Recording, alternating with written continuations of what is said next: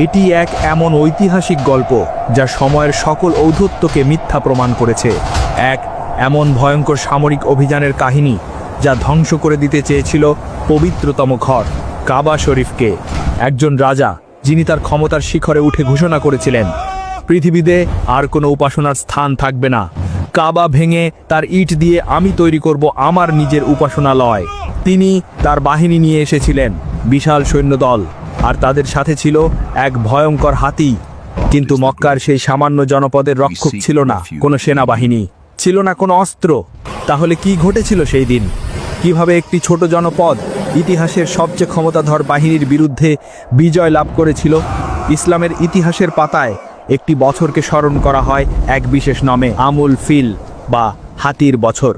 আজকের ঘটনা সেই বছর থেকেই শুরু। এই সময় তখনও রাসূলুল্লাহ সাল্লাল্লাহু আলাইহি ওয়াসাল্লামের জন্ম হয়নি, কিন্তু মক্কার বুকে দাঁড়িয়েছিল সেই পবিত্র ঘর, আল্লাহর প্রথম ঘর কাবা শরীফ। যদিও তখন কাবা শরীফের ৩৬০টি মূর্তি পূজা করা হতো, তবু আরবের মানুষ কাবাকে অত্যন্ত শ্রদ্ধা করত। একে তারা বলতো বাইতুল্লাহ বা আল্লাহর ঘর।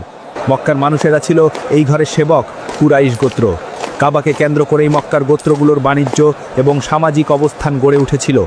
এই সময়টাতে মক্কার দক্ষিণ দিকে ছিল এক সমৃদ্ধশালী রাজ্য ইয়েমেন। ইয়েমেন ছিল তখন এক পরাক্রমশালী খ্রিস্টান সাম্রাজ্যের অধীনে, যারা ছিল রোমানদের মিত্র। ইয়েমেনের শাসক ছিলেন একজন গভর্নর, যার নাম ছিল আব্রাহা আল আশরাম। আব্রাহা ছিল এক উচ্চাকাঙ্ক্ষী এবং ক্ষমতা পাগল মানুষ। সেই ইয়েমেনের সিংহাসন দখল করেছিল এবং নিজেকে একচ্ছত্র শাসক হিসেবে প্রতিষ্ঠা করেছিল।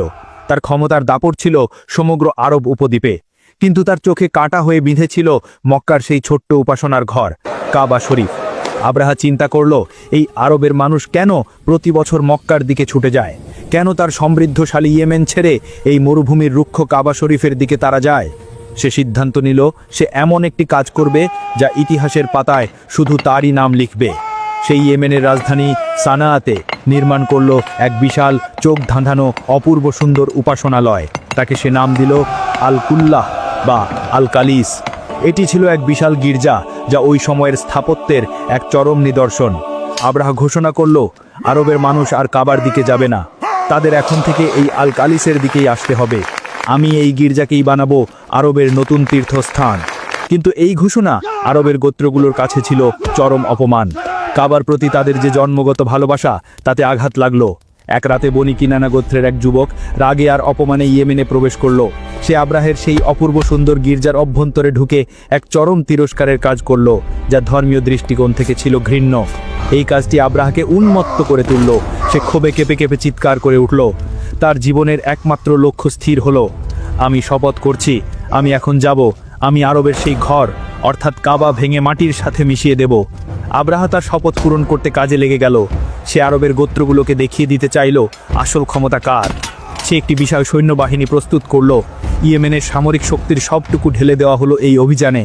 কিন্তু এই বাহিনীর সবচেয়ে ভয়ঙ্কর অংশ ছিল অন্য কিছু। এই সামরিক অভিযানে আব্রাহা একটি জিনিস সাথে নিল যা আরবের মানুষ এর আগে কখনো দেখেনি, একটা হাতি। না, শুধু একটি নয়, ঐতিহাসিকদের মতে এই বাহিনীতে হাতির সংখ্যা ছিল প্রায় 9 থেকে 13টি। আর এই বাহিনীর প্রধান হাতিটির নাম ছিল মাহমুদ। হাতি, সেই সময় হাতি ছিল যেন আধুনিক ট্যাঙ্ক। তার শক্তির সামনে দাঁড়ানোর সাহস আরবের কোনো গোত্রের ছিল না। আব্রাহার পরিকল্পনা স্পষ্ট ছিল, এই হাতি দিয়েই কাবা শরীফের দেওয়াল ভেঙে মাটির সাথে মিশিয়ে দেওয়া হবে। এক বিশাল সামরিক বহর আব্রাহার নেতৃত্বে ইয়েমেনের সবুজ পাহাড় ছেড়ে এগিয়ে চলল উত্তরের দিকে। গন্তব্য পবিত্র মক্কা, উদ্দেশ্য ধ্বংস। এই খবর ছড়িয়ে পড়তেই আরবের গোত্রগুলো ভয়ে থরথর করে কাঁপতে শুরু করলো। তাদের মাথায় শুধু একটি চিন্তা, এই বিশাল হাতির বাহিনীর সামনে কে দাঁড়াবে? আব্রাহার বাহিনী যখন ইয়েমেনের সীমান্ত পেরিয়ে আরবের ভিতরে প্রবেশ করলো, তখন প্রথম প্রতিরোধের সম্মুখীন হলো। স্থানীয় গোত্রগুলোর কিছু সাহসী যোদ্ধা এই অধ্যত্বকে সহ্য করতে পারল না। এদের মধ্যে অন্যতম ছিলেন এক সাহসী নেতা জুনাফার।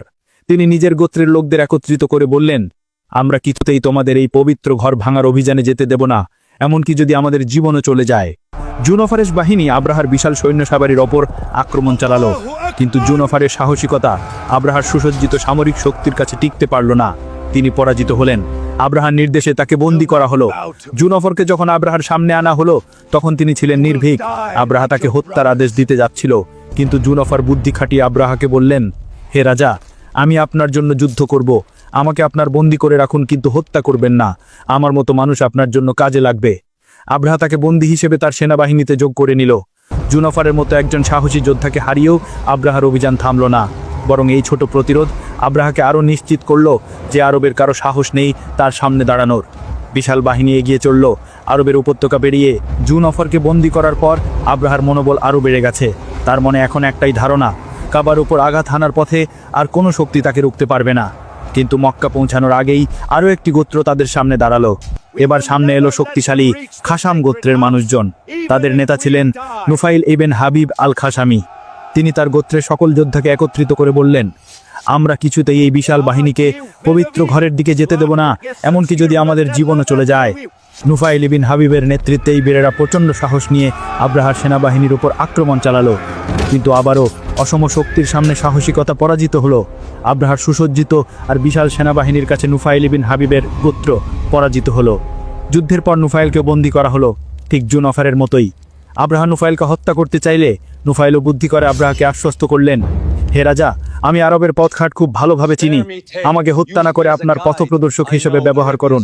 আমি আপনাকে কোনো ক্ষতি হতে দেব না। নুফাইলের কথা আব্রাহার পছন্দ হলো। সে জুনফারের পাশে নুফাইলকে বন্দী পথপ্রদর্শক হিসেবে তার বাহিনীতে যুক্ত করে নিল। আব্রাহার এখন আর কোনো ভয় নেই। পরপর দুটি গোত্রের প্রতিরোধ গুড়িয়ে দেওয়ায় তার ঔদ্ধত্য এখন চরমে। মক্কার দিকে যত এগোচ্ছে তার সৈন্যরা তত বেশি লুণ্ঠন প্রিয় হয়ে উঠছে।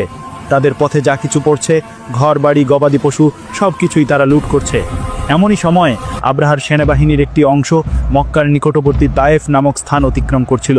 এই তায়েফের লোকেরা ছিল সাকিফ গোত্রের। তারা যখন আব্রাহার বাহিনীকে দেখল তখন তারা আতঙ্কিত হয়ে পড়ল।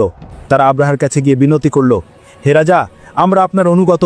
আমরা কাবার সম্মান করি না, আমরা আমাদের নিজেদের মন্দির অর্থাৎ লাতের সম্মান করি। আপনি আমাদের মন্দির ভাঙবেন না, বরং আমরা আপনার জন্য মক্কার পথ দেখানোর জন্য একজন পথপ্রদর্শক দিচ্ছি। ভয়ে তারা আব্রাহাকে মক্কা পর্যন্ত নিরাপদে পৌঁছে দিতে আবু রিগাল নামক একজন পথপ্রদর্শক দিল। আব্রাহার বাহিনী আবু রিগালের দেখানো পথ ধরে এগিয়ে চলল। তারা যখন মক্কার একেবারে কাছে পৌঁছালো, এক স্থান যার নাম আল মুগাম্মাস, ঠিক সেই স্থানেই পথপ্রদর্শক আবু রিগাল হঠাৎ মারা গেল। তার মৃত্যুর পর আরবের মানুষ আবু রিগালের সেই স্থানের কবরকে পাথর ছুঁড়ে ঘৃণার প্রতীক হিসেবে দেখাতো, কারণ মক্কার পবিত্রতার বিরুদ্ধে অভিযান চালানো সেই বাহিনীকে সেই স্থানে পৌঁছাতে সাহায্য করেছিল সে। মক্কার একেবারে কাছে এসে আব্রাহার সৈন্যরা এবার সরাসরি মক্কার মানুষের সম্পদ লুণ্ঠন শুরু করলো। তারা মক্কার মানুষের সমস্ত গবাদি পশু আর উট ছিনিয়ে নিতে শুরু করলো। এই লুণ্ঠিত পশুর মধ্যে এক বিশাল সংখ্যক উট ছিল মক্কার সেই সময়ের সবচেয়ে সম্মানিত এবং প্রভাবশালী নেতা আব্দুল মুত্তালিবের। আব্দুল মুত্তালিব ছিলেন রাসূলুল্লাহ সাল্লাল্লাহু আলাইহি ওয়াসাল্লামের দাদা। তিনি ছিলেন কুরাইশ গোত্রের প্রধান এবং কাবার সম্মানিত সেবক। মক্কার সাধারণ মানুষ তাকে সর্বোচ্চ শ্রদ্ধা করত। নিজের উটগুলো লুণ্ঠিত হওয়ার খবর শুনে আব্দুল মুত্তালিব চরম আঘাত পেলেন। কিন্তু তার মাথায় শুধু নিজের উট নয়, সমগ্র কাবার সম্মান রক্ষার চিন্তাও ছিল। আব্রাহা যখন লুণ্ঠন সম্পন্ন করল, তখন সে একজন দূতকে মক্কায় পাঠালো। দূতকে সে নির্দেশ দিল, মক্কার সবচেয়ে বড় নেতাকে আমার কাছে নিয়ে এসো। তাকে বলো, আমি এই নগরীর মানুষের সাথে যুদ্ধ করতে আসিনি। আমার একমাত্র উদ্দেশ্য এই কাবা ঘর ভেঙে দেওয়া। যদি তারা প্রতিরোধ না করে তাহলে তাদের কোনো ক্ষতি হবে না। আব্রাহার দূত মক্কায় প্রবেশ করলো এবং আব্দুল মুত্তালিবকে খুঁজে বের করলো। দূত আব্রাহার বার্তা আব্দুল মুত্তালিবকে জানালো। আব্দুল মুত্তালিব তখন ছিলেন এক বিশাল ব্যক্তিত্ব। তার চেহারা ছিল শান্ত, কিন্তু চোখে ছিল এক দৃঢ় সংকল্পের ছাপ। দূতের কথা শুনে আব্দুল মুত্তালিব শান্তভাবে উত্তর দিলেন, আল্লাহর কসম, আমরা যুদ্ধ করতে চাই না। আরবের কোনো গোত্রেরই আব্রাহার সাথে যুদ্ধ করার শক্তি নেই। এটি আল্লাহর পবিত্র ঘর, এটি তার বন্ধু ইব্রাহিমের ভিত্তি। যদি আল্লাহ তার ঘরকে রক্ষা করতে চান তাহলে তিনিই আব্রাহাকে রুখবেন, আর যদি তিনি তা না চান তাহলে আমাদের কিছুই করার থাকবে না। এই জবাবের পর আব্দুল মুত্তালিব আব্রাহার সাথে দেখা করার জন্য প্রস্তুত হলেন। আব্রাহার সেনা ছাউনিতে যখন আব্দুল মুত্তালিব প্রবেশ করলেন, আব্রাহা তখন সিংহাসনে বসিষ্ঠ। আব্দুল মুত্তালিবের ব্যক্তিত্ব, তার দীর্ঘ দেহ এবং তার চোখ মুখে লেগে থাকা অভিজাত্য দেখে আব্রাহা মুগ্ধ হয়ে গেল। আব্রাহা তখন আব্দুল মুত্তালিবকে সর্বোচ্চ সম্মান দেখানোর জন্য তার সিংহাসন থেকে নেমে এলো এবং তার পাশে বসালো। তার হাবশী সেনাদের মাধ্যমে আলাপ করতে শুরু করলো। আব্রাহা জিজ্ঞেস করলো, হে আরবের সর্দার, আপনি আমার কাছে কি চান? আব্দুল মুত্তালিব জবাব দিলেন, আমি আপনার কাছে কিছু উট ফেরত নিতে এসেছি। যে উটগুলো আপনার সৈন্যরা লুণ্ঠন করেছে, আমার সেই উটগুলো আমাকে ফেরত দিন। আব্দুল মুত্তালিবের এই কথা শুনে আব্রাহা অবাক হয়ে গেল। সে কিছুটা তাচ্ছিল্যের হাসি হেসে বলল, আপনার ব্যক্তিত্ব দেখে আমি মুগ্ধ হয়েছিলাম, কিন্তু এখন আপনি এমন একটি বিষয় নিয়ে কথা বলছেন যা আমাকে হতাশ করল। আমি এসেছি আপনার এবং আপনার পূর্বপুরুষদের ধর্মীয় কেন্দ্র পবিত্র ঘর কাবা ভেঙে দিতে, আর আপনি আমার কাছে সেই বিষয়ে কিছু না বলে মাত্র কয়েকশো উট নিয়ে কথা বলছেন। আব্দুল মুত্তালিব তখন উঠে দাঁড়ালেন। তার চোখে ছিল চরম দৃঢ়তা এবং কণ্ঠস্বরে ছিল এক অবিস্মরণীয় বিশ্বাস। তিনি আব্রাহাকে বললেন, হে রাজা, আমি সেই উটগুলোর মালিক, তাই উটগুলো আমাকেই দেখতে হয়। কিন্তু এই ঘরের একজন মালিক আছেন, তিনি হলেন আল্লাহ। তিনি নিজেই তার ঘরকে রক্ষা করবেন। এই কথা শুনে আব্রাহা হাসতে হাসতে বলল, আমার শক্তি থেকে কেউ আমার ঘরকে রক্ষা করতে পারবে না। আমার হাতিরা আগামীকাল এই ঘরকে ভেঙে ধূলিসাৎ করে দেবে। আব্দুল মুত্তালিব কোনো তর্ক করলেন না। তিনি শুধু বললেন, তাহলে দেখুন আগামীকাল সকালে কি হয়। আব্দুল মুত্তালিব তার উটগুলো ফেরত চাইলেন এবং আব্দুল মুত্তালিব লুণ্ঠিত উটগুলো নিয়ে আব্রাহার ছাউনি থেকে মক্কায় ফিরে এলেন। তার ফিরে আসার সঙ্গে সঙ্গেই মক্কায় চরম আতঙ্ক ছড়িয়ে পড়ল। কিন্তু আব্দুল মুত্তালিব সময় নষ্ট করলেন না। তিনি কোরাইশদের সকলকে একত্র করে বললেন, শোনো হে কোরাইশগণ, আমাদের এই বাহিনীর সাথে লড়াই করার সাধ্য নেই। আমাদের সেই ক্ষমতা নেই যে আমরা আব্রাহার হাতি এবং সৈন্যদের বিরুদ্ধে দাঁড়াতে পারি। এই ঘর যদি আল্লাহর হয় তাহলে আল্লাহই একে রক্ষা করবেন। তোমরা সকলে নিজেদের পরিবার পরিজন নিয়ে মক্কার পাহাড়ের চূড়ায় এবং নিরাপদ উপত্যকায় আশ্রয় নাও। এই ঘরকে এর মালিকের কাছে ছেড়ে দাও। আব্দুল মুত্তালিবের নির্দেশ অনুসারে মক্কার প্রতিটি নারী, পুরুষ ও শিশু তাদের সামান্যতম জিনিসপত্র নিয়ে দ্রুত মক্কা ছেড়ে পাহাড়ের দিকে ছুটতে লাগলো। তারা সকলে পাহাড়ের নিরাপদ আশ্রয়স্থল থেকে দূর থেকে কাবা শরীফের দিকে দৃষ্টি রাখল, যেখানে আব্রাহার সেনাবাহিনী তখন রাতের আধারে ক্যাম্প গেড়েছে। মক্কা নগরী অল্প সময়ের মধ্যেই জনশূন্য হয়ে গেল। পবিত্র সেই উপত্যকা পরিণত হলো এক ভয়ঙ্কর নীরবতায়, এমন নীরবতা যা ধ্বংসের ঠিক আগের মুহূর্তের পরিবেশকে ফুটিয়ে তুলছিল। রাত গভীর হলো। পাহাড়ের চূড়ায় আতঙ্কিত মক্কাবাসী আর উপত্যকায় দাঁড়িয়ে থাকা আব্রাহার বিশাল সেনাবাহিনী। সবার মাঝে, সবার দৃষ্টির কেন্দ্রে দাঁড়িয়েছিল সেই পবিত্র ঘর কাবা শরীফ। এই গভীর রাতে যখন চারপাশ সম্পূর্ণ নীরব, তখন আব্দুল মুত্তালিব, কোরাইশদের সেই প্রধান, একাকী ফিরে এলেন জনশূন্য কাবার কাছে। তিনি কাবার দরজার সেই গোলক বা কড়া ধরলেন আর কাঁদতে কাঁদতে আল্লাহর কাছে দুহাত তুললেন। তিনি কোনো যুদ্ধের জন্য প্রার্থনা করলেন না, কোনো সৈন্য দলের জন্য আবেদন করলেন না। তিনি কেবল এক মালিকের কাছে তার ঘরের জন্য আরজি জানালেন। তিনি কেঁদে কেঁদে বললেন, হে আমার আল্লাহ, আমি তো আমার উটগুলোর মালিক, তাই আমি সেগুলোকে নিয়ে এসেছি। কিন্তু এই ঘরেরও এক মালিক আছে, তিনিই এর রক্ষক। হে আল্লাহ, এই দুরাচার আব্রাহা ও তার বাহিনীর কাছ থেকে তুমি তোমার ঘরকে রক্ষা করো। আল্লাহুম্মা ইন্নী আবদুকুম, হে আল্লাহ, তুমি তোমার পবিত্র ঘরকে রক্ষা করো। এই প্রার্থনা ছিল এক চরম ইখলাস ও অসহায়তার বহিঃপ্রকাশ। একজন মানুষের পক্ষে তার পবিত্র ঘরের জন্য যা যা করার ছিল, আব্দুল মুত্তালিব সবই করলেন। এরপর তিনি চোখের জল মুছে পাহাড়ের দিকে ফিরে গেলেন আর কাবাকে ছেড়ে দিলেন তার আসল মালিকের হাতে। ভোরের আলো ফুটতে শুরু করেছে। আব্রাহার শিবিরে তখন উত্তেজনা তুঙ্গে। আজকের দিনটি হবে ইতিহাসের সেই দিন যেদিন কাবা চূর্ণ বিচূর্ণ হবে। আব্রাহা নিজে তার বিশাল সৈন্যদলকে প্রস্তুত করার নির্দেশ দিলেন। আব্রাহা নির্দেশ দিলেন তার প্রিয় এবং সবচেয়ে বড় হাতি মাহমুদকে সজ্জিত করতে। মাহমুদকে কাবা শরীফের দিকে চালিত করার জন্য পুরোপুরি তৈরি করা হলো। আব্রাহার পরিকল্পনা ছিল স্পষ্ট। হাতিগুলো সামনে এগিয়ে যাবে আর সৈন্যরা তাদের পেছনে থাকবে। আব্রাহার ইচ্ছা ছিল মাহমুদ এক আঘাতেই কাবার দেয়াল ভেঙে মাটির সাথে মিশিয়ে দেবে। আব্রাহার সেনাবাহিনীর সকলে কাবার দিকে মুখ করে দাঁড়িয়েছে।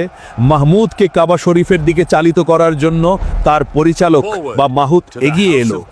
নুফাইল ইবনে হাবিব, যিনি এখন বন্দি পথ প্রদর্শক, তিনি ছিলেন হাতির কাছাকাছি। আব্রাহার প্রথম আদেশে মাহমুদকে কাবা শরীফের দিকে চলতে নির্দেশ দেওয়া হলো। মাহমুদ, বিশাল সেই হাতি, চলতে শুরু করলো। তার ভারী পদক্ষেপে মক্কার ভূমি কেঁপে উঠল। মক্কার পাহাড়ের চূড়া থেকে আতঙ্কিত মক্কাবাসীরা তাদের চোখের জল মুছতে মুছতে সেই দৃশ্য দেখছিল। আব্রাহার সেনাবাহিনী বিজয়ের হাসি হাসতে শুরু করেছে, কিন্তু ঠিক তখনই এক অলৌকিক ঘটনা ঘটল। যখনই মাহমুদ কাবার দিকে মুখ করে কিছু দূর অগ্রসর হলো, হাতিটি হঠাৎ করে থমকে দাঁড়ালো। তার পরিচালক শত চেষ্টা করেও তাকে এক পাও সামনে বাড়াতে পারল না।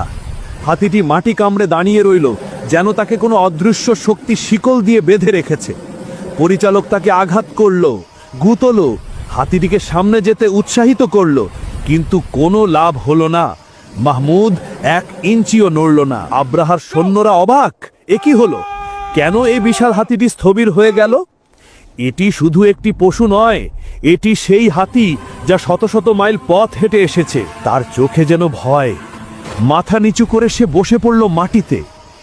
আকাশের দিকে তাকিয়ে থাকা সৈন্যরা বুঝতে পারছে না কেন এমন হলো। কেন এই হাতি যা বিশাল শহর ধ্বংস করেছে আজ কাবার সামনে এসে এক পাও বাড়াতে পারছে না। এক অদ্ভুত নীরবতা ছেয়ে গেল পুরো উপত্যকায়।